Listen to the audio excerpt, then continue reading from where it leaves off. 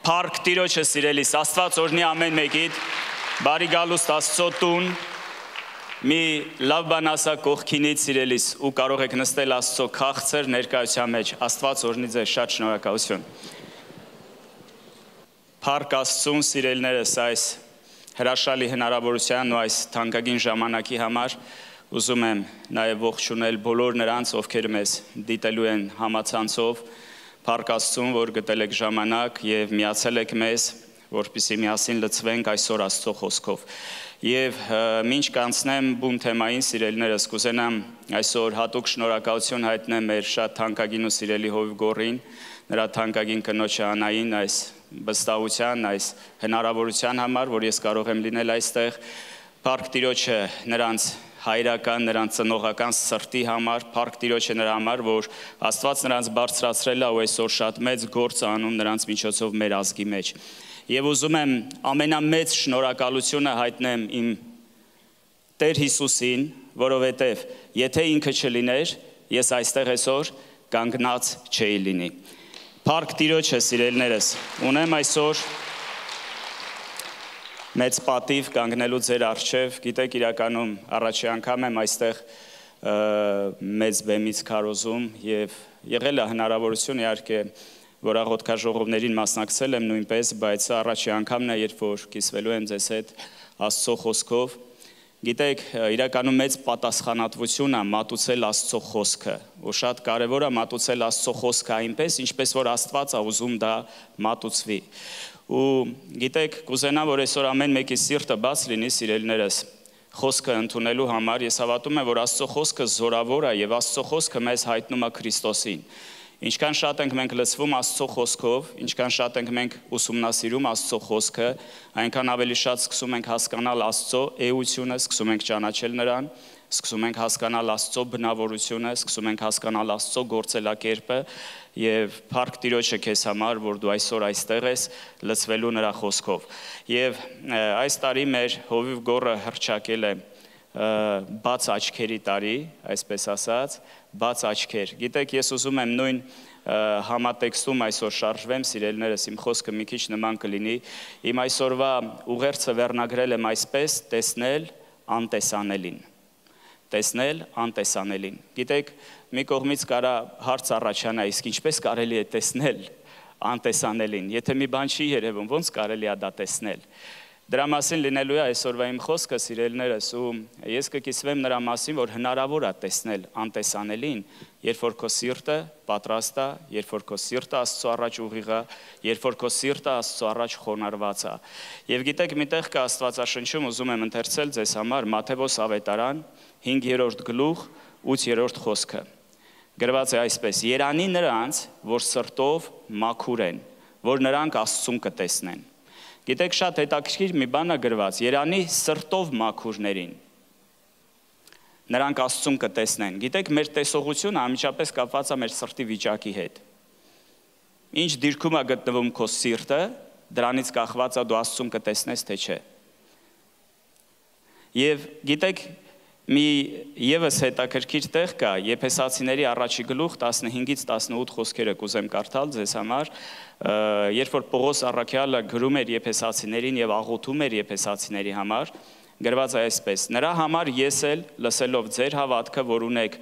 Տեր Հիսուսի վրա եւ ձեր սերը դեպի ամեն սուրբերը չեմ դադարում ձեզ համար գոհություն տալուց, ձեզ իմ աղոթքներումը հիշելով, որ մեր Տեր Հիսուս Քրիստոսի Աստվածը Փառքի հայրը տա ձեզ իմաստության եւ հայտնության հոգի իր գիտությունով է, որ ձեր սրտերի աչքերը լուսավորվելով գիտենաք, թե ինչ է նրա կոչումի հույսը եւ ինչ է իր ժառանգության փառավոր մեծությունը սուրբերում։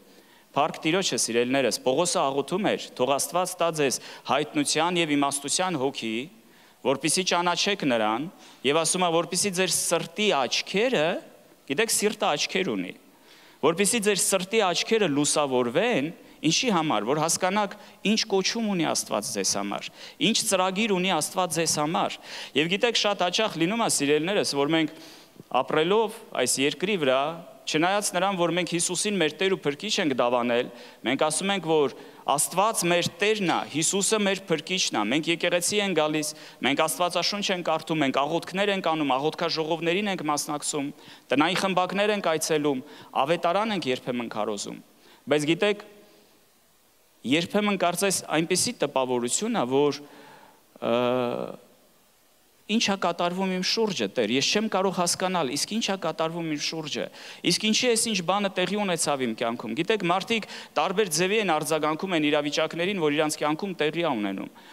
Երբ որ մենք առնչվում ենք ինչ-որ դժվարությունների հետ, հանկարծ կարծես այն հավատքը, որ մենք սենց ուժեղ հավատք ունեինք, Հիսուսը մեր Տերն է, սարեր ենք շարժում, փառաբանում ենք այսօր, ինչ լավ ենք փառաբանում, հա, հավատքով ճեղքում ենք, հավատքով սարեր ենք շարժում, մեկ էլ հանկարծ բախվում ենք ինչ-որ մի հատ իրավիճակի հետ ու հանկարծ տեսնում ես այդ հավատքից բան չմնաց, հանկարծ տեսնում ես մարդը շատ հեշտ կարա թողնի եկեղեցին, մեկ էլ տեսար շատ հեշտ նեղացկոտ է դառնում, շատ հեշտ բարկացող է դառնում։ Այս վերջերս մեր աղբերներից մեկ ասեց, Հովիվ ջան ասեց, կնոջս հետ վիճել էի, նորից ծխեցի։ Ես մտքից մեջ մտածեցի, ասի, լավա գոնե չասիր, կնոջս հետ վիճել էի, գնացի շնություն գործեցի։ Շատ լուրջ արգումենտ է, գիտեք, վիճել էի, նորից սկսեցի ծխել, հազիվ թարգել էր ծխելը։ Ու գիտեք, մենք տարբեր ձևի կարանք արձագանքենք, տարբեր իրավիճակների։ Լինում է, որ ծանր իրավիճակների հետ ենք հանդիպում, սիրելիներս, երբեմն դժբախտություն կարա լինի։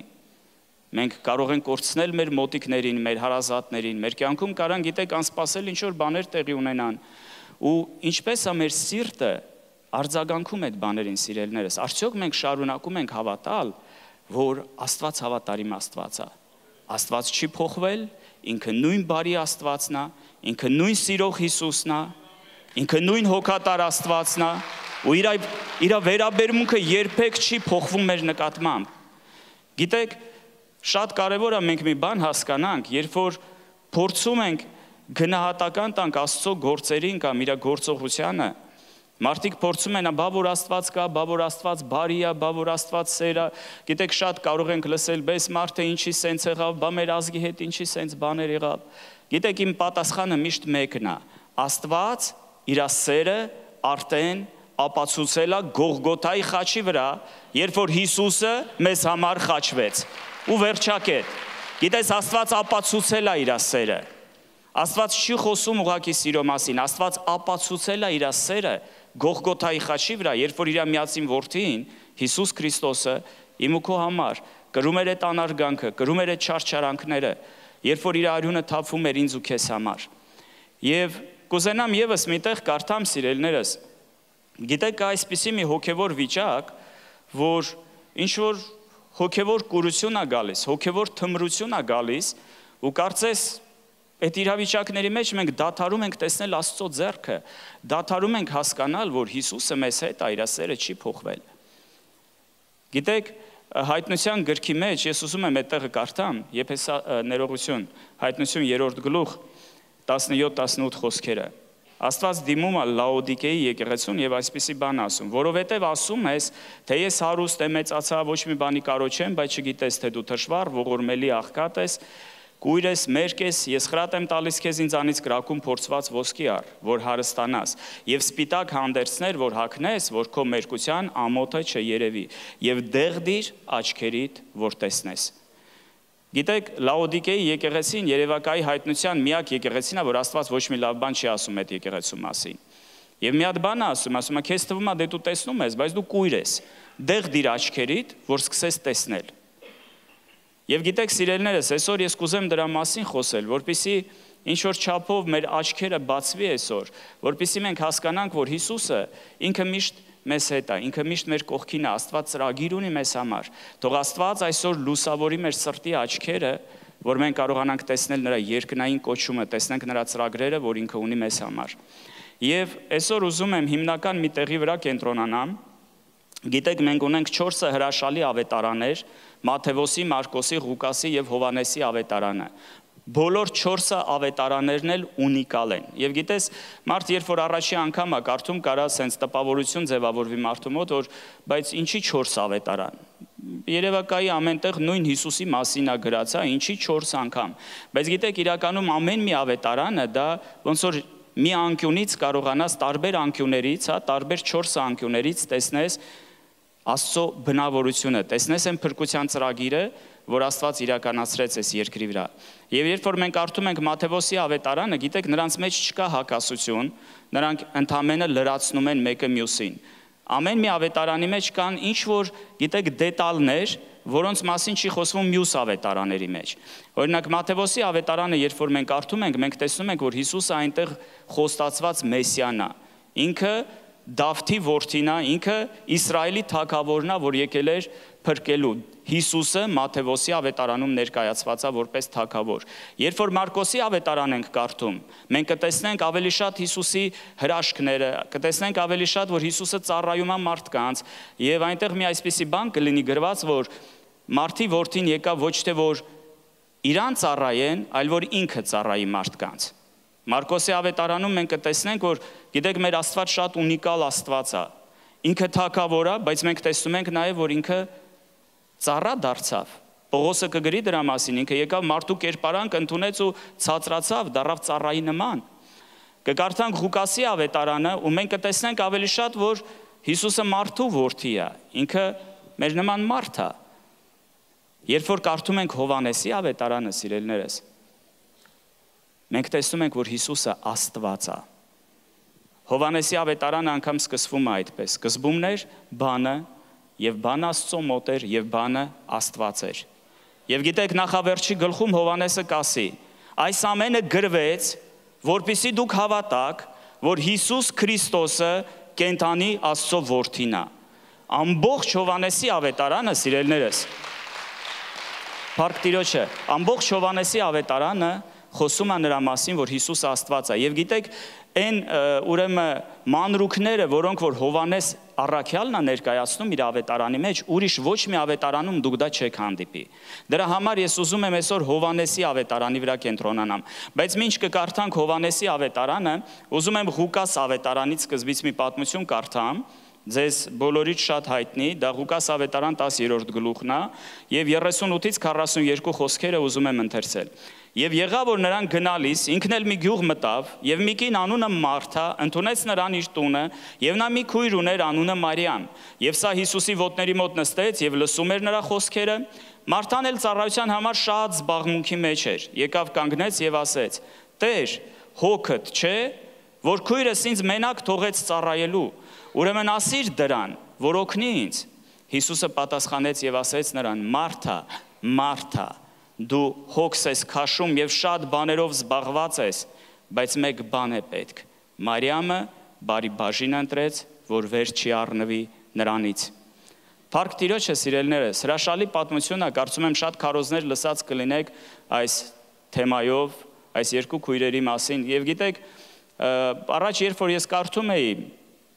եթե ուշադիր չուսումնասիրես ավետարանը, կարա այնպիսի տպավորություն ստեղծվի, որ Հիսուսը անցնում էր այդտեղով, մենակ մտավ Մարթայի տունը, դե երկու քույրերով էին տանը,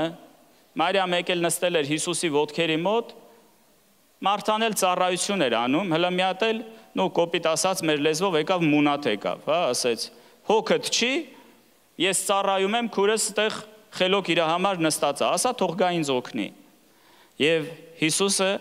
ասում է. «Մարթա, Մարթա, դու շատ բաների համար ես հոգս քաշում, Մարիամը բարի բաժինը ընտրեց»։ Սիրելիներս, ինչքան բաներ կա մեր կյանքում, որ մենք շատ հոգս ենք դրա համար քաշում, մոռանալով ու չնկատելով այն կարևորը, ինչ որ Աստված ուզում է իմ ու քո կյանքում անի։ Ինչքան երբեմն մենք զբաղված ենք լինում, ինչքան երբեմն մենք մեր գործերով ինչ որ հարցեր ենք լուծում, մարդկա ասում է հիմա որ եկա եկեղեցի ինչա վերևից ընկնելու է ապրեմ։ Գիտեք, մարդիկ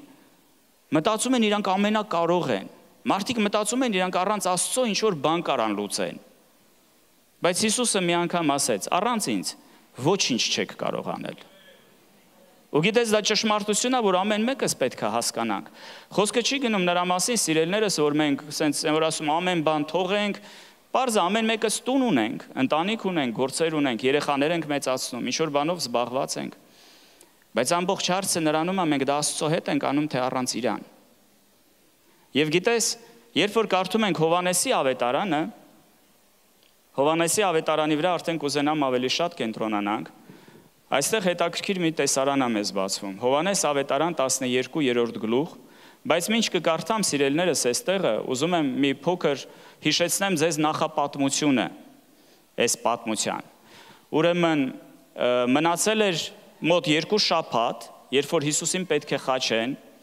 եւ հանկարծ Ղազարոսը, Հիսուսի սիրած մարդկանցից մեկը մահանում է։ Ղազարոսի քույրերն էին Մարթան ու Մարիամը։ Երբ որ Ղազարոսը հիվանդանում է, Մարթան ու Մարիամը ուղարկում են, որպեսզի Հիսուսին կանչեն, որպեսզի Հիսուսը գա աղոթի Ղազարոսի համար, որ նա բժշկվի։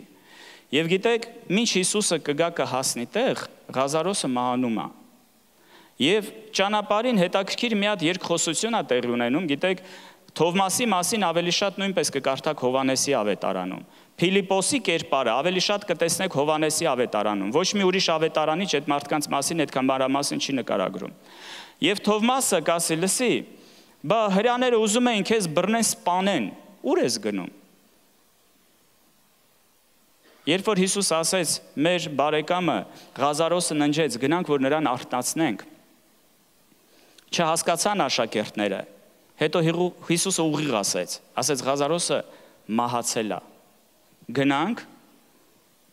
որպեսզի դուք տեսնեք,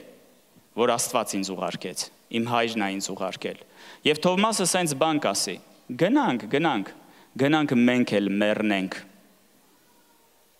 Գիտեք ինչ հզոր խոսք է, չէ՞ առաքյալի։ Գնանք մենք էլ մեռնենք։ Գիտեք, ես մի բան եմ տեսնում Աստվածաշնչում, որ Թովմասը 3 տարի լինելով Հիսուսի կողքին, մինչև վերջ ժողովուրդ չհասկացավ ով է Հիսուսը, մինչև ինչ որ կոնկրետ պահի չհասկացավ ով է Հիսուսը։ Ես ուզում եմ ձեզ մի բան հիշեցնել, երբ որ Հիսուսը եկավ Հայրոսի աղջկան հարություն տալու մեռելներից, Թովմասը դա տեսավ։ Օրերից մի օր Հիսուսը անցնում էր աշակերտների հետ եւ տեսավ մի որբևայրիկին, որ իր տղան մահացել է եւ գրված է Հիսուսի գութը շարժվեց, մոտեցավ, այդ տղային հարություն տվեց մեռելներից։ Թովմասը դա տեսավ։ Հետո Հիսուսը գալիս է հասնում է Ղազարոսի գերեզմանի մոտ։ Գիտեք, դա իհարկե հրաշալի պատմություն է, շատ կարելի է դրա մասին խոսել, բայց ես ուղղակի ուզում եմ կենտրոնանալ մեր թեմայի վրա։ Եվ տեսեք, գրված է, որ Ղազարոսը արդեն 4 օր մահացած էր եւ նրա արդեն դիակը սկսել էր քայքայվել, սկսել էր նեղվել։ Եվ Հիսուսը 4 օրվա մեռածին հարություն է տալիս։ Թովմասը այդտեղ էր, տեսավ, երբ որ Ղազարոսը հարություն առավ։ Գիտեք, դա այնպիսի մի մեծ իրար անցում առաջացրեց, դա այնքան ցնցող հրաշք էր, որ ամբողջ Երուսաղեմը դրա մասին իմացավ։ Այդտեղ գրված է, որ շատ մարդիկ այն, որ Մարիամի հետ եկել էին, նրանք դա տեսան ու գնացին պատմեցին։ Դա այնքան ցնցող իրադարձություն էր, որ քահանայապետները դրա մասին լսեցին, փարիսեցիները դրա մասին իմացան։ Գիտեք, այդ լուրը շատ արագ սկսեց տարածվել եւ բոլորը իմացան ինչ է արել Հիսուսը։ Մինչ մենք կվերադառնանք Ղազարոսին, սիրելիներս, ուզում եմ մի քիչ առաջ գնամ եւ հիշենք այն պահը, երբ որ Հիսուսը արդեն մահացել է, աշակերտները վախեցած ինչ որ մի տան են գտնվում, մտածում են, որ իրանց տերը, իրանց վարդապետը մեռավ, ճամփին էլ մի անգամ երկուսի հետ գնում են, ասում աչքերը բռնված էր իրանց։ Գիտեք, էլ իրանք խնդիր ունեին հոգևոր բաներ տեսնելու հետ։ Հիսուսը իրանց կողքին քայլում էր, չհասկացան, որ Հիսուսն է, մինչև ինքը հացը վերցրեց եւ օրհնեց։ Եվ ինչ որ պահի աշակերտները հավաքված էին, 10 էին, Թովմասը այդտեղ չէր, ու Հիսուսը հանկարծ կանգնում է նրանց մեջ։ Քաջ եղեք, մի վախեցեք, ես եմ, մոտեցեք, ահա իմ ձեռքերը, ահա բևեռների տեղը, ահա իմ կողը, ես եմ, մի վախեցեք։ Մի քիչ ուշ գալիս է Թովմասը, Հիսուսի 10 աշակերտները, 10 առաքյալները Թովմասին ասում են, լսի Թովմաս, Տիրոջը տեսանք։ Չեմ հավատում։ Թովմաս, ստեղ 10 մարդ կա, 10 հոգի, Տիրոջը տեսանք։ Տերը այստեղ էր։ Չեմ հավատում։ Մինչև մատս չդնեմ այդ ծակերին, այդ բևեռների տեղին։ Ասեք ինչ ասում։ Ասում մինչև մատս չկոխեմ կողը, կոխեմ բառնա գրած, մտցնեմ կողը։ Չեմ հավատա, որ ինքն է։ Գիտեք, մարդիկ կան են, մեր հայերեն ասած, ասում մինչև չբերես աչքս կոխես, չեմ հավատա։ Եք այսպես վիճակ էր Թովմասի մոտ։ Ինքն էլ մատը ուզում էր Հիսուսի կողը մտցնի։ Եվ գիտեք հետաքրքիր է ինչ է, եթե ուշադիր չլինես, թվում է Հիսուսը հաջորդ ակնթարթում մի քիչ հետո հայտնվեց։ Բայց երկրորդ անգամ, երբ որ Հիսուսը հայտնվեց, 8 օր անցել էր։ Գրված է 8-րդ օրը, նորից իրանք հավաքված էին, ու Թովմաս արդեն այդտեղ էր։ Ու Հիսուսը նորից հայտնվում է նրանց մեջ։ Ասում է գիտեք գալիս է ու մի անգամից Թովմասին է դիմում։ Ասում է Թովմաս, ահա իմ ձեռքերը։ Բեր մատդ, դիր, ահա իմ կողը, բեր մատդ, մտցրու, մի եղիր անհավատ, այլ եղիր հավատացյալ։ Եվ գիտես, առաջի բանը, ինչ որ դուրս թռավ Թովմասի բերանից, Թովմաս ասեց, ով իմ Տեր և իմ Աստված։ Առաջի անգամ աշակերտներից մեկը Հիսուսին դիմում է որպես Աստված։ Թովմասը հասկացավ ով է Հիսուսը։ Սիրելիները, շատ կարևոր է, գիտեք մենք էլ մեր կյանքում ապրում ենք, քայլում ենք Տիրոջ հետ։ Բայց երբեմն մեզ ընենց ենք պահում, որ ոնց որ հավատացյալ չլինենք։ Երբեմն բաներ ենք անում, ոնց որ Աստված մեր Տերը չի, ոնց որ Հիսուսը մեր Աստվածը չի։ Եվ գիտեք շատ կարևոր է, սիրելիներս, որ մենք հասկանանք մի բան պիտի փոխվի մեր ներսում, մեր սրտի աչքերը պիտի բացվեն, որ մենք հասկանանք ով է Աստված, ինչ ծրագիր Աստված ունի մեզ համար եւ որ նա Աստծո կամքը ամեն մեկիս համար։ Եվ ես ուզում եմ սիրելիներս հիմա Հովհաննեսի ավետարան գնանք եւ կարդանք ինչ տեղի ունեցավ։ Հովհաննես 12 Առաջի խոսքից կկարդամ։ Եվ Հիսուսը զատիկից 6 օր առաջ եկավ Բեթանիա, որտեղ մեռած Ղազարոսն էր, որին մեռելներից հարություն տվեց։ Եվ այնտեղ հացկերություն արի նրա համար, եւ Մարթան ծառայում էր։ Եվ Ղազարոսը նրա հետ սեղան նստողներից մեկն էր։ Մարիամն էլ մի լիտր նարդոսի ազնիվ մեծագույն յուղ առավ, Հիսուսի ոտները օծեց եւ իր մազերով սրբում էր նրա ոտները։ Եվ տունը լցվեց յուղի հոտով եւ ասեց նրա աշակերտներից մեկը Հուդա Սիմոնյան Իսկարիովտացին, որ նրան մատնելու էր. Ինչու համար այդ յուղը 300 դենարի չծախվեցավ եւ աղքատներին տրվեցավ, բայց սա ասեց ոչ թե որովհետեւ աղքատների համար նրա հոգն էր, այլ որ գող էր եւ քսակը ուներ եւ ընկածը պահում էր։ Հիսուսն էլ ասեց. թույլ տուր դրան, նա իմ պատանքի օրվա համար էր պահել այդ, որովհետեւ աղքատներին միշտ ձեզ հետ ունեք, բայց ինձ միշտ չունեք։ Սիրելիներս, ես ուզում եմ մենք այսօր կենտրոնանանք Մարիամի վրա, ինչ արեց Մարիամը։ Գիտեք, Մարիամը մի բան տեսավ, որ աշակերտները չտեսան։ Մարիամը կարողացավ մի բան հասկանա, որ շատ աշակերտներ Հիսուսի կողքին գտնվելով չհասկացան։ Ուրեմն ես ուզում եմ մի սենց բան պատկերացնենք։ Հիսուսը եկել է Մարթայի, Ղազարոսի տունը, Աստվածաշունչը ուսումնասիրելով կտեսնենք, որ դա ճանաչված ընտանիք էր։ Շատ մարդ էին եկել, երբ որ Ղազարոսը մահացել էր։ Մենք գիտենք, որ աննշան մարդկանց թաղում այդքան շատ մարդ չի գնում, չէ՞։ Ինչքան մարդը ինչ որ ճանաչված է, պատվավոր է, այդքան ավելի շատ մարդ է գալիս։ Շատ մարդիկ էին իրանց ճանաչում։ Եվ այստեղ գիտեք, մենք կտեսնենք, որ Հիսուսը մենակ չէր։ Հովհաննես այնքան մանրամաս է այդ ամեն ինչը նկարագրում, որ մենք հաստատ գիտենք ինքը այնտեղ էր։ Ինքը խոսում է հոտերի մասին, ինքը շատ մանրամասն դետալներ է խոսում, դու հասկանում ես, որ մարդը իր աչքով է տեսել, ինքը ներկայ է եղել այդ իրադարձությանը։ Այստեղ խոսվում է Հուդայի մասին։ Այստեղ ամենակիչը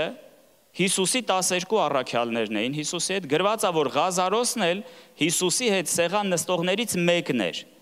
Գիտեք, ես կարծում եմ, որ ստեղ կարային ուրիշ մարդիկ էլ լինեին, որովհետև պատկերացրեք ժողովուրդ ջան, անցել էր 6 օր Հիսուսի հարություն առնելուց հետո,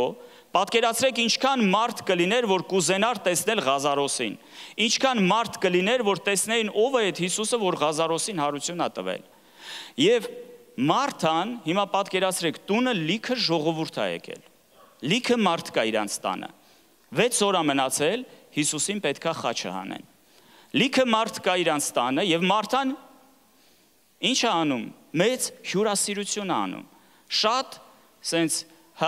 վասքի մեջ էր, ուզում էր Հիսուսն է եկել իրանց տունը, մեկը, ով որ իր եղբորը մեռելներից հարություն ա տվել, մի հատ ցնցող բան ա տեղի ունեցել։ Ինքը ուզում էր ամենալավ ձևի դա անի, գիտեք, որ ասում է քեֆ ենք անելու, աղբերս մեռելներից հարություն ա առել։ Ու ահա իմ աղբորը հարություն տվողն էլ մեր տանա, քեֆ ենք անելու։ Գիտեք, վազում էր, ուզում էր լավ սեղան գցի, ուզում էր ամեն ինչը ոնց որ տեղը տեղին լինի։ Եվ պատկերացրեք, դա նորմալ էր, չէ՞ որ Մարթան գալիս է Հիսուսի մոտ, տանը ամենակիչը, ես կարծում եմ ամենակիչը երևի մոտ մի 30 տղամարդ կար, իմ ենթադրությունով։ Ու պատկերացրեք, այդ բոլորին պիտի կարողանաս կերակրես, պիտի հասցնես, չէ՞ սեղանը գցես, այդքան կերակուր ա պետք պատրաստել, այդքան բան ա պետք անել։ Եվ դա նորմալ էր։ Մարթան ոչ մի վատ բան չէր անում, սիրելիներս, Մարթան ուզում էր պատվի Հիսուսին, Մարթան ուզում էր հյուրասիրի այդ մարդկանց, որ իրանց տուն են եկել։ Բայց Մարիամը, ժողովուրդ ջան, գիտեք, մենք շատ արագ կարդում ենք միշտ այդ պատմությունը, բայց տեսեք ինչ ա տեղի ունենում։ 30 տղամարդ ա նստած։ Նու կխնդրեմ, թվերին ոնց որ բան չանեք, կարա 25 էր, 27 էր, ես չգիտեմ, ենթադրում եմ։ Հաստատ իմ մտածելով 20-ից ավել էին։ 2-3 տասնյակ այդտեղ մարդ կա, տղամարդ կա, եւ Մարիամը կին լինելով եկել նստել է Հիսուսի ոտքերի մոտ։ Հիմա պատկերացրեք ձեզ, սովորական կյանքում ոնց դա կերևար։ Քուրը այնտեղ սենց կոպիտ ասած մեջտեղից իրան ա ճղում, ուզում է հասցնի այսքան մարդ ա եկել տունը, կերակրի, այս Մարիամն էլ իր համար գնացել Հիսուսի ոտքերի մոտ նստել է։ Ավելին ասեմ ձեզ, սիրելիներս, դա նորմալ չէր, որ այդքան տղամարդ նստած էին, Մարիամը կին լինելով եկել էր։ Այդ ինչ էր տեղի ունեցել, որ Մարիամը հրեական այդ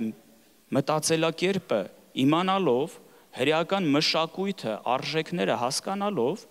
իրան այտենց, գիտեք, մենք ասենք սանձարձակ պահվածք ա թույլ տալիս։ Էս ինչ էր տեսանք։ Ինչ եսի կնոջ պահվածք ա, ինչի եսի կնոջը վայել բան ա, էս ինչ ես անում, այ Մարիամ։ Բայց գիտեք, ավելին ասեմ, գրված է Մարիամը շատ թանկ յուղ ուներ, նարդոսի յուղ ուներ պահած, 1 լիտր։ Որոշ հաշվարկներով դա մի մարդու տարեկան աշխատավարձի գին էր այդ յուղը։ Գրված է Մարիամը բերում է այդ յուղը լցնում է Հիսուսի ոտքերին։ Ու գիտեք ինչ է անում ժողովուրդ։ Ձեռքերով չի քսում այդ յուղը, գրած է մազերով սկսում է սրբել Հիսուսի, այդ յուղը սկսում է քսել Հիսուսի ոտքերին։ Ժողովուրդ ջան, մի հատ մտածեք, սովորական մարդկային տեսակետից էդի ինչ էր։ Ոնց դուք կնայեիք այդ իրավիճակին, կինը տղամարդու ոտքերի մոտ ամբողջ այդ թանկարժեք յուղը լցրել է ոտքերին ու իր մազերով սրբում է։ Գիտեք, ես երբ որ այստեղի մասին մտածում էի, Աստված հետաքրքիր բան բացեց ինձ, ես երբեք դրա մասին չէի մտածել։ Մարիամը, սիրելիներս, հասկացել էր ով է Հիսուսը։ Մարիամը իրան էդի միայն մի դեպքում կարար թույլ տար, երբ որ հասկանար, որ Հիսուսը Աստված է։ Հիսուսը սովորական մարդ չի։ Հիսուսը սովորական մարդ չի ու ինքը հասկանում էր, սա իմ հնարավորությունն է, Հիսուսը իմ տան մեջ է։ Ինքը իր ամենաթանկագինը ինչ որ ուներ պահած բերեց Հիսուսի ոտքերին լցրեց։ Մազերը, գիտեք, Պողոս առաքյալը Կորինթացիներին ուղված թղթում սենց բան կգրի, մազերը կնոջ փառքն է։ Գիտես, այլ խոսքերով ասած, մազերը այդ ժամանակ ընդգծում էին, կնոջ, ես չգիտեմ, բարոյական ոնց որ արժեքները, շնացող կանանց, օրինակ, առաջներում մազերը կտրում էին, քյաչալացնում էին։ Դա անպատվություն էր համարվում, եթե կինը չուներ երկար մազեր։ Գիտես, այլ խոսքերով ասած, Մարիամը իր փառքը բերեց Հիսուսի ոտքերի մոտ։ Գիտես, դա խոնարհության գագաթնակետն էր։ Մարիամը չմտածեց մարդիկ իր մասին ինչ կմտածեն։ Այսքան տղամարդ ստեղ նստած, դրսից մարդիկ կան, Հիսուսի աշակերտները, բա իմ մասին ինչ կասեն։ Ինքը դրա մասին չէր մտածում, ինքը մի բան էր մտածում։ Հիսուսը այստեղ է, ու Հիսուսը կասի, նա բարի բաժինը ընտրեց։ Նա բարի բաժինը ընտրեց։ Դու շատ բաների համար ես հոգս անում, լավ բան ես անում, վատ բան չի քո արածը, բայց Մարիամը բարի բաժինը ընտրեց։ Սիրելիներս, թող տա Աստված, որ ամեն մեկիս աչքերը այնքան բաց լինի հոգևոր, որ մենք հասկանանք այս կյանքում ինչն է կարևոր։ Իսկ ավելի ճիշտ ով է կարևոր։ Ամեն։ Գիտես, ուզում եմ մի փոքր վկայեմ իմ մասին, սիրելիներս։ Օրերից մի օր ես կանգնած էի եկեղեցում ինքնասպանության եզրին, կան ստեղ նոր մարդիկ, ով որ առաջի անգամ է մեր եկեղեցում, կխնդրեմ բարձրացնեք ձեր ձեռքը։ Կան այտենց մարդիկ։ Փառք Տիրոջը, սիրելիներս, եկեք ողջունենք նրանց։ Գիտեք, կար ինչ որ ժամանակ, որ ես էլ առաջի անգամ եկա եկեղեցի։ Շատ վատ կյանքով էի ապրում, շատ վատ բաներ էի անում, լսել էի Հիսուսի մասին, փոքր ժամանակ ես էլ իմ ծնողների հետ ինչ որ տեղեր էի գնում։ Բայց Հիսուսին չէի ճանաչում, հոգևոր կույր էի, որովհետև սիրտս խստացած էր, որովհետև մեղքերի մեջ էի ապրում։ Եվ գիտեք, ամեն ինչը բերեց նրան, որ օրերից մի օր որոշեցի կյանքիս վերջ տամ, որովհետև հասկանում էի, որ այսպես էլ հնարավոր չի ապրել։ Հնարավոր չի կրել այդ մեղքի բեռը։ Ես հոգնել էի ինքս ինձ տանջելուց ու հոգնել էի իմ հարազատներին տանջելուց։ Եվ օրերից մի օր կանգնած էի եկեղեցում, գնում էի միջայլոց, գնում էի, գիտեք, որտեվ փառաբանության երգերը լսում էի, մեջս խաղաղություն էր գալիս։ Ես չգիտեի ինչի մասին են այնտեղ քարոզում, չեմ էլ հիշի հիմա, եթե հարցնեք ինչի մասին էր այնտեղ խոսքը, ես չգիտեմ։ Մի բան էր ինձ տանում այնտեղ, երբ որ ես գտնվում էի այդ վայրում, իմ ներսը խաղաղվում էր։ Օրերից մի օր կանգնած էի, հրավիրեցին առաջ աղոթքի, ես դուրս չեկա, գիտեք, շատ հպարտ էի, մտածում եմ, որ այդ իմ համար չի։ Մնացի տեղում կանգնած։ Հովիվ ասեց, տեղ մարդիկ կան, ովքեր պրոբլեմներ ունեն, ուզում ենք ձեր համար աղոթենք։ Շատ մարդիկ ձեռքեր բարձրացրեցին, դա մեծ եկեղեցի էր Ղազախստանում։ Ես ձեռքս չբարձրացրի։ Բայց գիտեք, երբ որ աղոթքը սկսվեց, աչքերս փակեցի ու ասի, չգիտեմ դու կաս, թե չկաս։ Բայց խնդրում եմ քեզ, եթե կաս, օգնիր ինձ։ Սիրելիներս, իմ հետ հաջորդ պահին, ինձ ոչ մեկ չէր պատմել ինչ կարա իմ հետ տեղի ունենա։ Ես չգիտեի ինչա վերստին ծնունդը, ես չգիտեի ինչ բան Աստծո ներկայությունը, որ կարաս եկեղեցում Աստծո ներկայությունը վերապրես։ Այդ ամեն ինչ իմ համար խորթ էր։ Ես ընդհանրապես Աստծուն չէի ճանաչում։ Բայց գիտեք, հաջորդ ակնթարթը մի բան տեղի ունեցավ, որ ցնցեց ինձ։ Ես կանգնած էի իմ տեղում եւ մի թանձր ամպ ինձ շրջապատեց։ Գիտեք, այնքան թանձր, որ դա շոշափելի էր, ես ֆիզիկապես կարող էի դա զգալ։ Եվ դա այնքան քաղցր էր, դա այնքան լավ էր, ես սկսեցի լաց լինել։ Ես չէի հասկանում, որ դա Աստծո ներկայությունն է։ Սկսեցի շատ ուժեղ լաց լինել։ Բայց հաջորդ պահը էլ ավելի ինձ ցնցեց, որովհետև հանկարծ ես զգացի, որ ինչ որ մեկը թիկունքից ինձ գրկել է։ Ու գիտեք,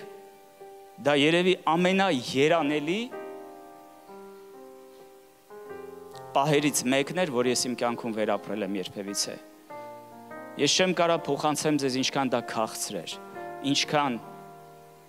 սեր կար այդ ներկայության մեջ։ Եվ գիտեք, ես շատ պարզ լսելի ձայնով լսեցի, շատ պարզ։ Ես քեզ սիրում եմ, դու ինձ պետք ես։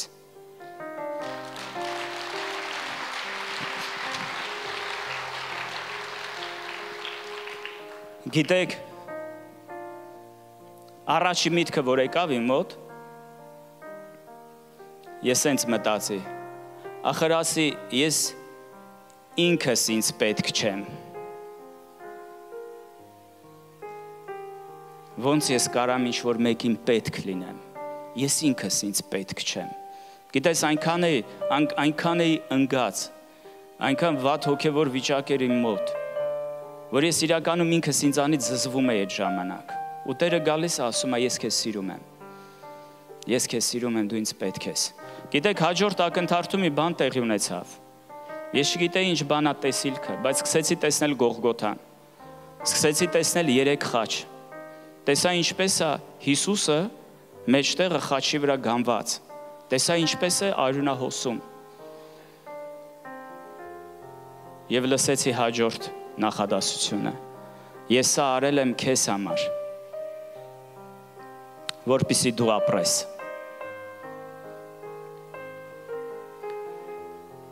Գիտեք, այդ օրը փոխեց իմ ամբողջ կյանքը, այդ օրը փոխեց իմ կյանքի ընթացքը։ 2 ավազակ կային սիրելիներս Հիսուսի կողքին խաչված, երկուսն էլ արժանի էին, իրանցից մեկը կասի, երբ որ իր ընկերոջ հետ կախված էին, այնտեղ երկխոսություն է գնում, ասում է մենք արժանի ենք, սա մեզ հասնում է։ Եվ գիտեք, սկզբում մի ավետարաներից մեկի մեջ որ կարդում ես գրած է, երկուսն էլ նախատում էին Հիսուսին, վատ բաներ էին ասում, ներքևը մարդիկ անցնում էին, թքում էին Հիսուսի վրա, ձեռ էին առնում, ասում էր ուրիշներին էր փրկում, դե հիմա քեզ փրկի, դե Աստված ես, Աստծո որդի ես, դե խաչից իջիր խաչից ու կհավատանք, որ դու ես։ Հետո մի պահ գրած է, ավազակներից մեկը, այդ խաչվածներից մեկը, սկսում է հայոյելով Հիսուսին, ասում է հայոյում էր Հիսուսին ու ասում էր, դե որ Քրիստոսն ես, դե քեզ էլ փրկի, մեզ էլ հետը։ Հետաքրքիր Աստծուն դիմելու ձև է, հայոյելով դիմում է Հիսուսին, դե որ Քրիստոսն ես փրկի, քեզ էլ մեզ էլ փրկի։ Գիտես, բայց երկրորդը, այդ ընթացքում, որ կախված էին խաչի վրա, ինչ-որ բան սկսեց հասկանալ։ Ինքը տեսավ, որ այն մարդիկ, ովքեր թքում են Հիսուսի վրա, Հիսուսը նրանց համար աղոթք է անում։ Այն մարդիկ, ովքեր նրան խաչն են հանել, Հիսուսը աղոթում է նրանց համար, ասում է հայր ներիր նրանց, չեն հասկանում, ինչ են անում։ Ու ինչ-որ բան սրտում փոխվեց,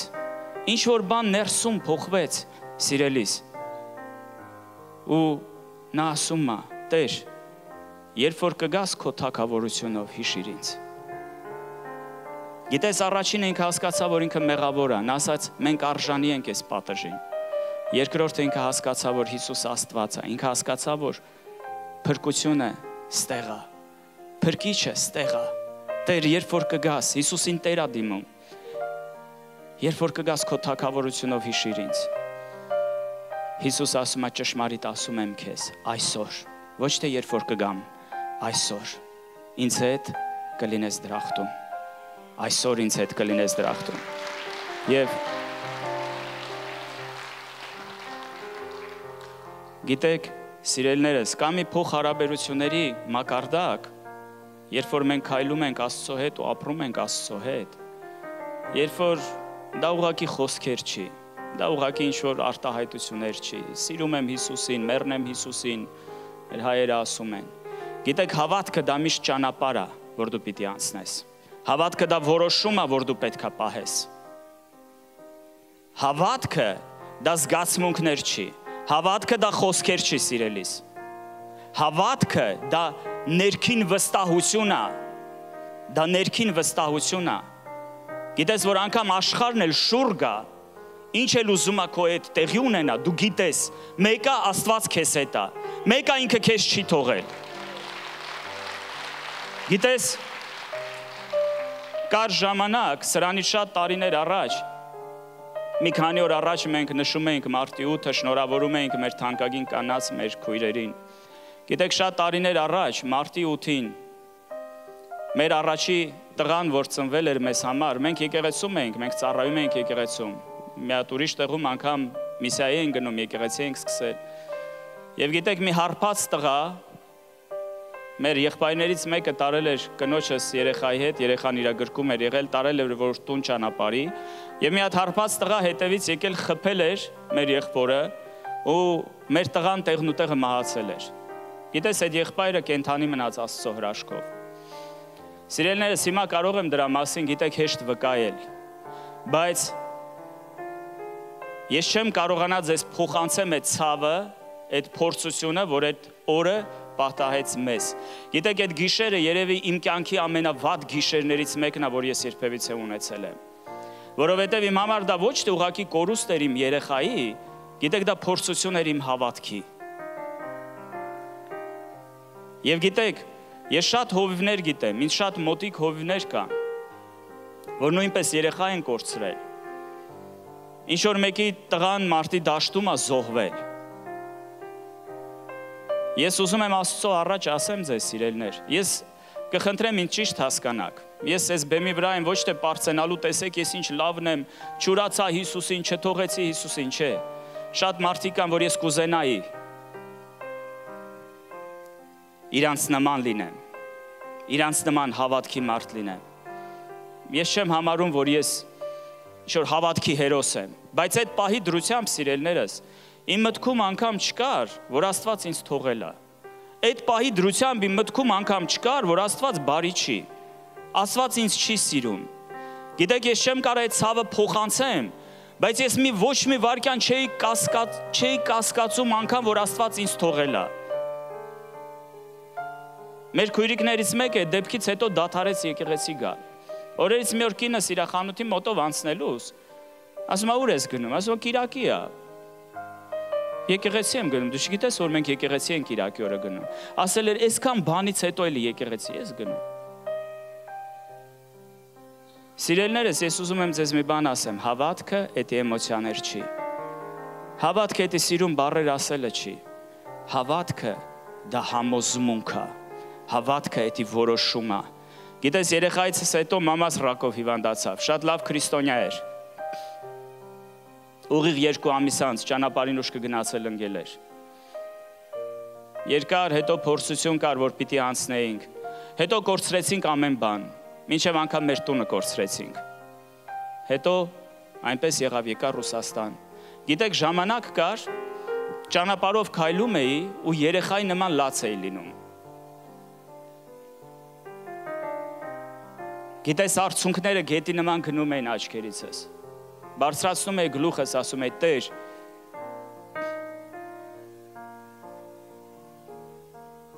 ես չեմ հասկանում ինչա կատարվում։ Կար ժամանակ ասում էի սա իմ ուժերից վեր է,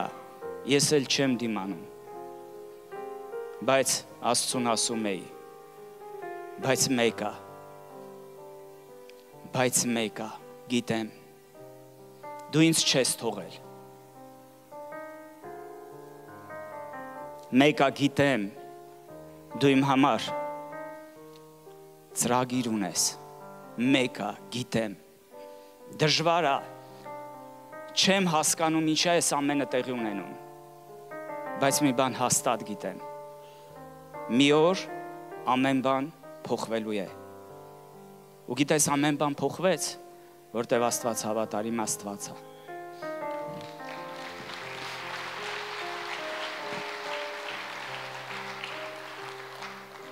Եկեք ոտքի կանգնենք, սիրելիներս։ Ես կխնդրեմ, որպեսզի փառաբանության թիմը բարձրանա։ Ուզում եմ մի երգ վերցնենք։ Շատ լավ երգ էր վերջի երկրպագության երգը, երբ որ զոհաբերությունից առաջ երգում էինք։ Գիտեք, կա մի բան, կա բարի բաժինը, որ ես ու դու պետք է ընտրենք։ Աստվածաշնչում շատ պատմություններ կան, մեր ժամանակն էլ չի հերիքի, որ ամենը թվարկենք, սիրելիներս։ Մենք կարող ենք տեսնել Աբրահամի հավատարմությունը, երբ որ գնաց, բայց չգիտեր ուր է գնում։ Մարդ, ով որ կոչվեց Աստծո ընկեր։ Աստծո ընկեր։ Ինչ մեծ պատիվ։ Մովսեսը, որ այդ Աստված բերնեբերան էր խոսում։ Հոբը, գիտես, ասում է, ձախ եմ գնում, աջ եմ գնում, հետ ու առաջ եմ նայում, չեմ զգում Աստծո ներկայությունը, ասում է, բայց գիտեմ, իմ փրկիչը կենդանի է, գիտեմ, երբ որ փորձվեմ, ոսկու պես ընտիր կգտնվեմ, ինչի, որովհետև ասում է, իմ ոտքը քո ճանապարհների չեմ հեռացրել, որովհետև քո բերանի պատվիրաները Տեր ասում է, իմ իրավունքներից ավելի պահեցի։ Ինչքան է դա պետք ինձ ու քեզ սիրելիս, որը տենց հավատք ունենանք։ Ենովքը, գիտեք, գրված է իր կյանքի օրոք վկայվեց, որ Աստծուն հաճելի է։ Մարդը ինչքան կարա Աստծուն հաճելի լինի, որ Աստված իրան կենթանի վերցնի երկրի վրայից։ Փնտրում էին, չէին գտնում։ Եղիան, ես ասում եմ, Տիրոջ նախանձավորությունը ունեցա։ Մեկը, ով որ հրեղեն կարգով երկինք գնաց։ Սիրելիներս, այդ ինչ փոխհարաբերություն է, երբ որ Ստեփանոսին քարկոծում են,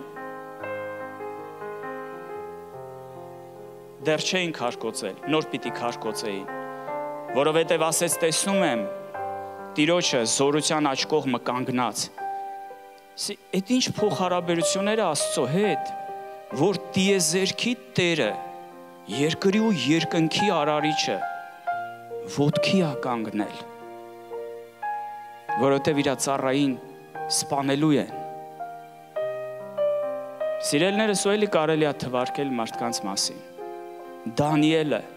հրեշտակը գալիս է իր մոտ, ասում է, ով ցանկալի մարդ։ Ես ինչքան կուզենամ, որ երկինքը մեր մասին այդպիսի վկայություն ունենա։ Ով ցանկալի մարդ։ Հոբը, տեսար իմ ծառա Հոբը, նրա նմանը չկա, նրա նմանը չկա։ Գիտես, Աստված է ասում նրա նմանը չկա, մարդիկ չեն ասում, մի բան է, երբ որ մարդն ասում, քո նմանը չկա, չկա քիզի նման, դու նիսան նման, չէ, Աստված է ասում, նրա նմանը չկա, Աստվածավախ, արդար, չարությունից հեռացող։ Աստծուն պետք է նտենց մարդիկ այսօր սիրելիս։ Մարդուն ասում ես, լսի ծխելը թարգի էլի, սիրուն չի, լավ չի էլի, եկեղեցի ես գալիս, հոտ է գալիս վրայից, բերանից է հոտ է գալիս։ Մի քիչ քրիստոնյա վայել չի էլի։ Սիրելի եղբայրներ, վաճ չզգաք ձեզ, խնդրում եմ, չեմ ուզում ոչ մեկի դատապարտեմ։ Ինքը շատ ծխել եմ ժամանակին։ Բայց գիտես, կա ինչ-որ պահ, որ դու պիտի դրա հարցերը լուծես։ Երբ որ մարդիկ ասում են, դե հով ջան, դժվար է, ասում եմ, գիտես, Հիսուսին ավելի դժվար էր։ Հիսուսին ավելի դժվար էր։ Երբ որ իր վրա թքում էին, իրան դժվար էր։ Երբ որ այդ փշե պսակը գլխին դնում էին, իրան դժվար էր։ Երբ որ ձեռքերը խաչին մեխում էին, իրան դժվար էր։ Երբ որ ոտքերն էին ծակում, իրան դժվար էր։ Երբ որ նա կախված էր այնտեղ ու խայտարակ ձևի նրան անարգում էին, դժվար էր, ժողովուրդ, բայց ինքը դա արեց իմ ու քո համար։ Միթե ավելի դժվար բան կա, որ մենք չենք կարող Տիրոջ համար անել։ Գիտես, մենք հայերով կասենք, թասիբի հարցա։ Գիտես, թասիբի հարցա։ Այ Հիսուսի համար կարաս թարգես ծխելը։ Թասիբի հարցա։ Կարաս շնություն չանես, թասիբի հարցա։ Սուտ խոսալը դադարես, կարաս անես, թասիբի հարցա։ Որտև Հիսուսը ինձ ու քեզ համար արեց։ Կուզենամ վերցնենք այս երգը, սիրելիները, շատ հրաշալի մի երգ է, ու կուզենամ աղոթքով ավարտեմ այսօրվա իմ ուղերձը։ Հալելույա։ Հալելույա Տեր։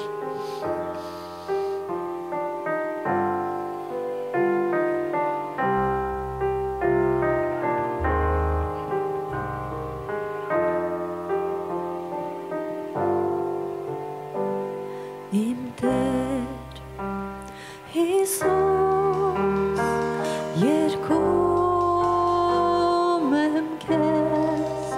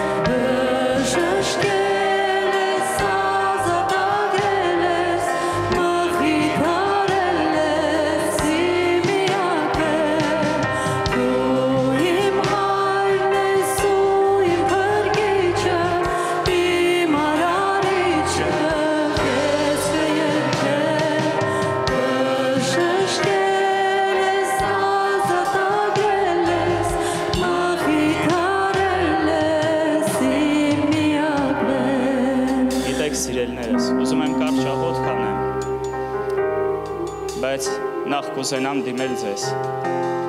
Հիսուսը միտեղ մեջ վերելով Եսայի մարգարեությունից ասում է, այս ժողովրդի սիրտը խստացել է, ասում է, նրանք իրանց սիրտը խստացրել են, որ տեսնելով չտեսնեն, որ լսելով չլսեն, որ ասում են միգուցե դառնան, ու ես բժշկեմ նրանց։ Սիրելիս, գիտես, երբ է քո աչքերը բացվում, որ դու տեսնես Աստծո գործերը, երբ են քո հոգու աչքերը, քո սրտի աչքերը բացվում, որ տեսնես Աստծուն, երբ է քո սրտի աչքերը բացվում, որ դու հասկանաս Աստծո բնավորությունը, երբ որ սիրտդ ուղղում ես, երբ որ սիրտդ ուղղում ես։ Գիտես, եթե ստեղ մեկը կա ապստամբել Աստծո դեմ, եթե մեկը ստեղ կա, որ Աստծուց նեղացել է,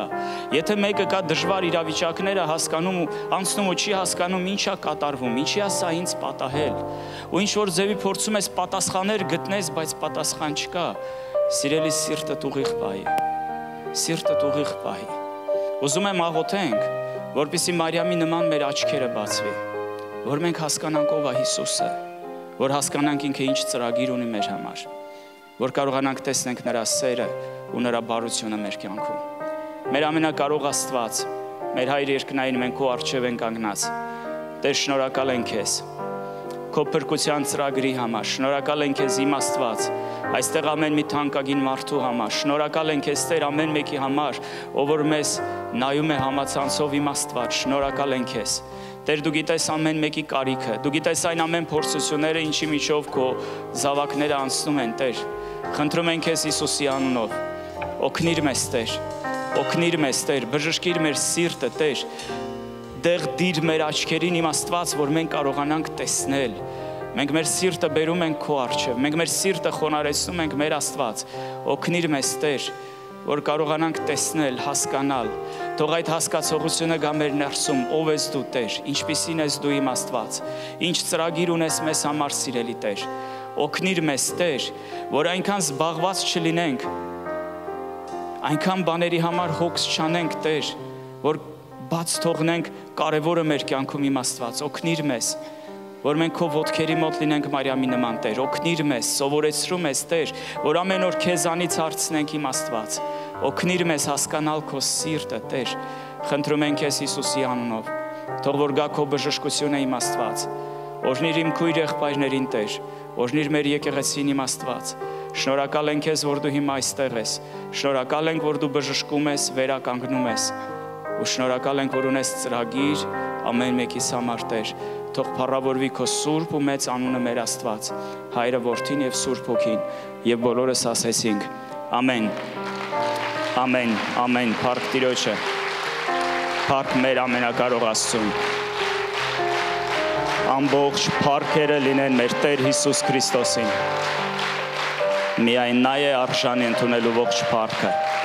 Սիրելիներս, մինչ կավարտենք մեր այսօրվա ծառայությունը, ուզում եմ դիմել բոլոր նրանց, ովքեր այսօր մեր եկեղեցում առաջին անգամ են։ Գիտեք, մեր հովիվ գոռը մի հատ լավ բան է ասում։ Ասում է, մարդու կյանքի ամենամեծ հաղթանակը դա նա է, երբ որ մարդը պարտվում է Հիսուսի ոտքերի մոտ։ Գիտես, այսօր դու հնարավորություն ունես Մարիամի նման ընտրելու այդ բարի բաժինը։ Դու այսօր հնարավորություն ունես ճիշտ որոշում քո կյանքում կայացնել։ Գիտես, ես էլ օրերից մի օր կանգնած էի եկեղեցում, չէի հասկանում անգամ ինչ է այստեղ ընդհանրապես կատարվում, ինչի եմ ես այստեղ հայտնվել։ Բայց գիտեք մի բան կա, երբ որ սիրտս ուղղեցի Աստծուն, անգամ այտենց կասկածամիտ աղոթքը միևնույն է, Աստված պատասխանեց։ Չգիտեմ դու կաս թե չկաս, բայց եթե կաս օգնիր ինձ, ու Աստված միևնույն է եկավ։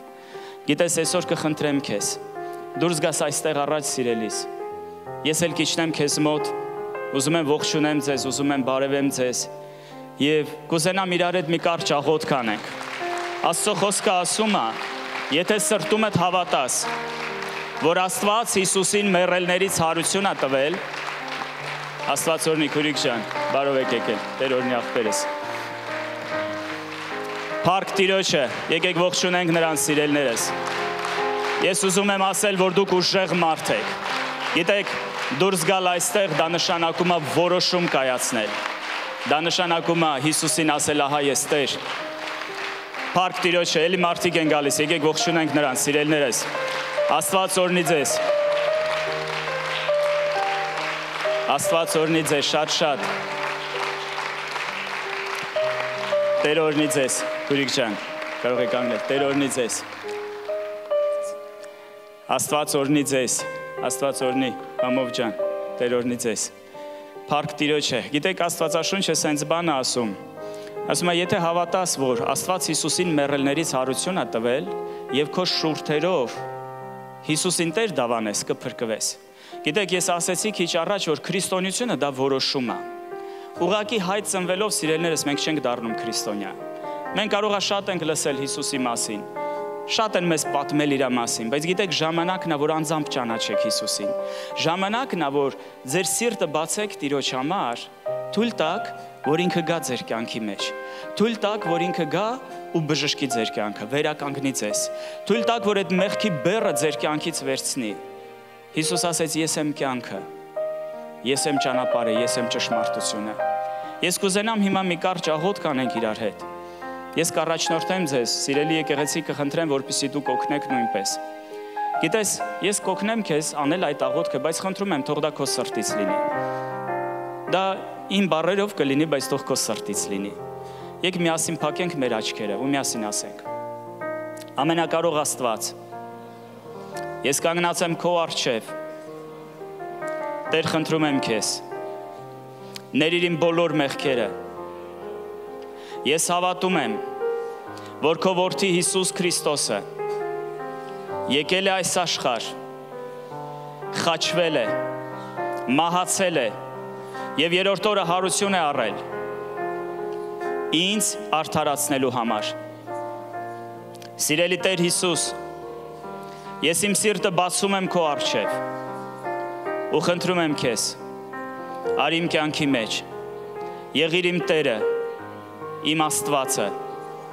այսօրվանից ես իմ կյանքը քեզ եմ նվիրում, դու առաջնորդիր ինձ, օժնիր իմ կյանքը, օժնիր իմ ընտանիքը, լցրու ինձ քո Սուրբ Հոգով, ես աղոթում եմ հանուն Հոր եւ Որդու եւ Սուրբ Հոգու, ամեն, ամեն, փառք Տիրոջը սիրելիներս, գիտեք Աստվածաշունչը մի հետաքրքիր բան է ասում, երբ որ մենք Հիսուսին կանչում ենք մեր կյանքի մեջ, երկնքում կյանքի գիրք կա։ Գիտեք, օրերից մի օր այդ կյանքի գիրքը բացվելու է։ Եվ Աստվածաշունչը ասում է, ում անունը որ չլինի գրված այդ գրքի մեջ, հավիտյան դատապարտված կլինի։ Բայց գիտես, այսօր քո անունը գրվեց այդ կյանքի գրքի մեջ։ Աստված քեզ ընդունում է որպես իր տղան եւ իր աղջիկը։ Գիտես, շարունակիր ապրել Աստծո հետ, շարունակիր քայլել Աստծո հետ։ Մենք ունենք այստեղ մեր թանկագին ծառայողները, իրանց ձեռքում ունեն Հովանեսի ավետարանը, սիրելիներս։ Ես շատ կխնդրեմ ձեզ, ինչ կհետևեք նրանց, որպեսզի մենք հնարավորություն ունենանք, ձեզ նվիրենք այդ ավետարանները, ձեզ հետ շփվենք, աղոթենք ձեր համար, միգուցե հարցեր կունենաք եկեղեցու մասին, Աստծո վերաբերյալ ինչ-որ հարցեր կուզենաք տակ, սիրով կպատասխանենք ձեզ։ Բայց ինչ կգնաք, ուզում եմ, որ մեր ամբողջ եկեղեցով այսօր ձեզ օրհնենք։ Ուզում ենք Աստծո օրհնությունը հռչակենք ձեր կյանքի վրա, որպեսզի այս պահից սկսած Տիրոջ ձեռքը ձեզ առաջնորդի։ Աղոթենք իրանց համար, սիրելիներս։ Եկ պարզիր քո ձեռքը ու աղոթենք նրանց համար։ Մեր երկնային Հայր, մենք աղոթում ենք այս թանկագին մարդկանց համար, Տեր իմ Աստված։ Դու տեսնում ես, Տեր, նրանց սիրտը, դու տեսնում ես նրանց որոշումը, նրանք քո առջև են կանգնած այսօր։ Մեր Աստված, խնդրում ենք քեզ, օրհնիր նրանց կյանքը, օրհնիր նրանց ներկան ու նրանց ապագան։ Այս պահից սկսած մենք հանձնում ենք նրանց քո սուրբ ու հոգատար ձեռքերի մեջ, մեր Աստված։ Խնդրում ենք քեզ, Տեր, որ ուրախացնես նրանց։ Խնդրում ենք քո բարությունը ցույց տուր նրանց, Տեր։ Թող քո անունը փառավորվի նրանց ամեն մեկի կյանքում։ Աղոթում ենք այսօր, որ ամեն տեսակ խավարի գործերը, ամեն սատանայական ծրագրեր, ամեն տեսակի անեծք ու կախարդություն, որ եղել է նրանց կյանքում մինչև այս պահը, թող որ ամեն սատանայական բան քանդված լինի, Տեր, ու թող որ քո կատարյալ ծրագիրը, քո երկնային կամքը, Տեր իմ Աստված, թող որ կատարվի նրանց ամեն մեկի կյանքում։ Խնդրում ենք քեզ, Տեր, ու աղոթում ենք Հիսուսի զորավոր անունով, թող փառավորվի քո անունը, մեր Աստված։ Ամեն։ Ամեն։ Աստված օրհնի ձեզ, սիրելիներ։ Մենք ամեն շաբաթ օրը ժամը 2-ին այստեղ հավաքվում ենք Տիրոջը օրհնելու, հավաքվում ենք Աստծո խոսքով լցվելու։ Սա մեծ հրաշալի ու օրհնված Աստծո ընտանիքա, որտեղ միշտ ձեզ սպասում են մեր դռները ու մեր սիրտը ձեզ համար բաց է։ Կխնդրեմ սիրելիներս հիմա հետևեք մեր ծառայողներին, իրանց հետ կբարձրանաք վերև, եկեք նրանց ողջույններով մեր սիրելիներս, մեր ծափարություններով խնդրում եմ անցեք սիրելիներս, ժամանակ ունենանք դեռ ձեր հետ շփվելու, ձեր համար աղոթելու։ Փառք մեր Աստծուն։ Եվ վերջի բանը սիրելիներս ինչ որ կանենք, եկ միասին ասենք. Մեր Տեր Հիսուս Քրիստոսի շնորհքը եւ Հայր Աստծո սերը եւ Սուրբ Հոգու հաղորդությունը թող լինի մեր բոլորի հետ։ Աստված օրհնի քեզ սիրելիս, գնա Աստծո խաղաղությամբ, կհանդիպենք։